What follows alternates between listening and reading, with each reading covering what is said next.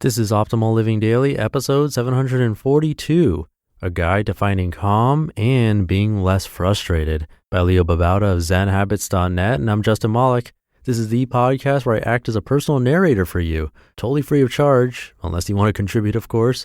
I narrate the best blogs on personal development, minimalism, productivity, and more. Today's article is from Zen Habits. Before we get to it, thank you to Talkspace for sponsoring this episode. Talkspace, the online therapy company, lets you choose from over 1,500 licensed therapists. Get matched with your perfect therapist who can put you on the path to a happier life. For a special offer just for you, visit Talkspace.com/OLD. Now let's get right to it as we optimize your life. A Guide to Finding Calm and Being Less Frustrated by Babauta of Zen Habits.net.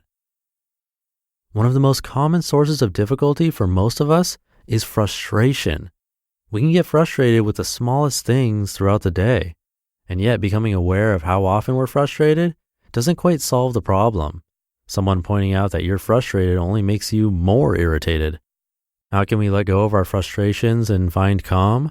How can we bring ourselves to peace when our emotions have been triggered? The answer doesn't lie in the external.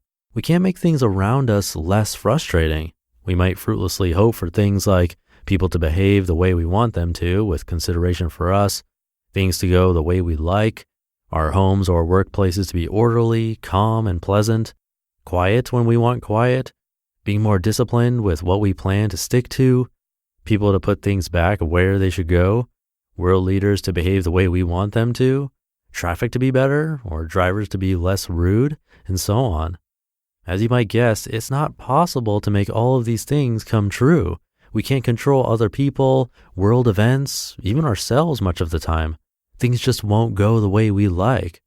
And when things don't go the way we like, we get frustrated. We can't solve the problem by trying to fix the external situation. The answer has to come from within. Starting to change the inner response. I know when someone else is being rude, it's frustrating to think that we have to be the ones to change our response. Why can't they just change the way they act? Well, we already know how that goes. We can't get them to change, so we'll just be frustrated. So again, we have to accept the fact that the solution to our frustration lies only within. If you're up for inner change, then start with this process. Notice what our habitual response is, the pattern, to frustrating external situations, the trigger. Notice what result we get from the pattern. For example, if the pattern is to be frustrated and resentful by saying things to ourselves like, why do they have to be like that? Then the result might be unhappiness, stress, a worsening of our relationship. It might be anger and lashing out at someone. It might be withdrawing from the person and spinning around a resentful story in our heads in private.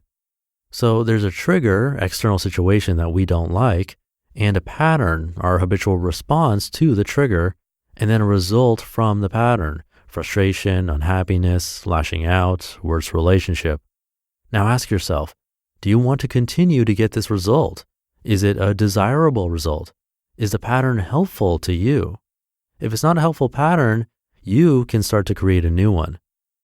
Creating a new pattern. What pattern would be more helpful to you? You might consider one like this, quote, this person or situation isn't what I want. I wonder if I can open up to it and be curious about it. I wonder if there's a way to be grateful for this moment I've been given. I wonder if I can find a way to love this moment in all its entirety, end quote. This pattern might be more helpful. Try it and see. If not, create your own pattern. Then start to ingrain the pattern, replacing the old one. It takes practice, so don't expect to be perfect at it at all.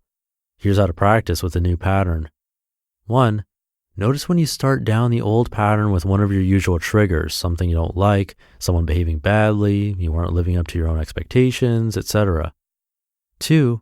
Interrupt the old pattern and don't let yourself stay on it, even if you only notice after it already started.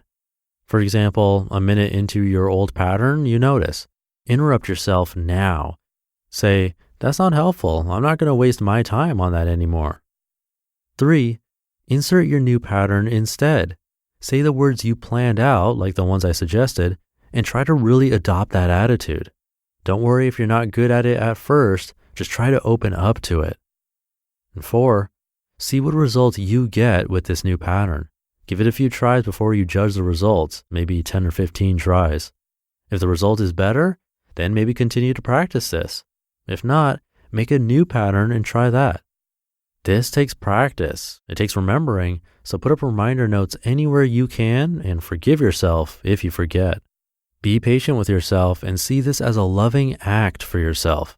See it as a way to reduce your frustration and unhappiness and to find peace and calm instead. What a beautiful thing to do for yourself and the ones you love.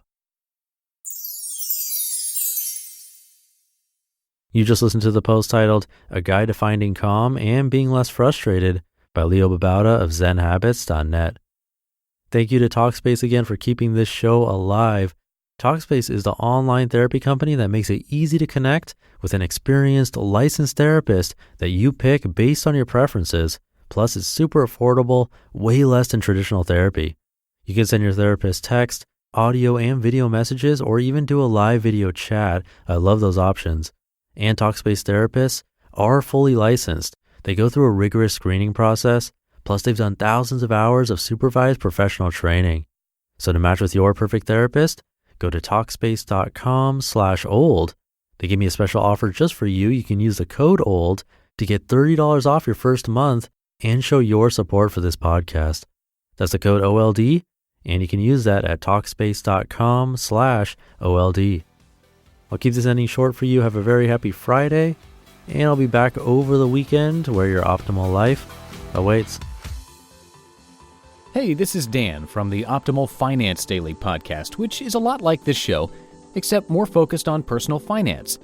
Justin handpicks the best posts he can find from blogs and authors like Ramit Sethi, Mr. Money Mustache, and more, and I read them to you 5 days a week.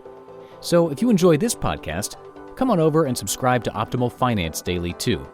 And together, we'll optimize your financial life.